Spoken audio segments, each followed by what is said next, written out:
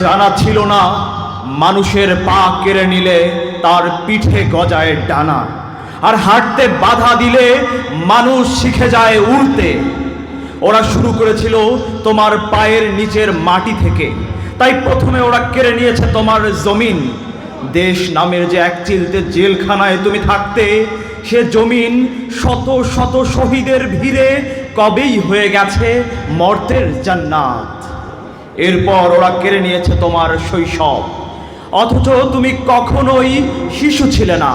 তুমি ছিলে সেই জান্নাতের সবুজ আবাবিল। আব্রাহাম হস্তি বাহিনীর উপর কঙ্কর ছুঁড়ে যেভাবে তছনছ করে দিয়েছিল, আজ তাবৎ পৃথিবী জানে তুমি সেই আবাবিল। একই কায়দায় ছুঁড়ে মারো কঙ্কর আব্রাহাম ব্যাটেল ট্যাঙ্কের দিকে। তোমাকে তো ছেড়ে দেওয়া যায় না। এরপর ওরা কেড়ে নিল তোমার তারুণ্য। তোমাকে জেলে পুড়ে ওরা ভেবেছিল শুকনো পাতার নিচে ওরা লুকিয়ে রাখবে আগুন। আটলান্টিকের এপার ওপার হয়ে সে আগুন ছড়িয়ে পড়েছে 7টি সাগর মহাসাগরের কূলে উপকূলে। আর তোমার দৃপ্ত পদভারে যখন কেঁপে কেঁপে উঠতে শুরু করেছে জেরুজালেমের প্রাচীন দেয়াল, ঠিক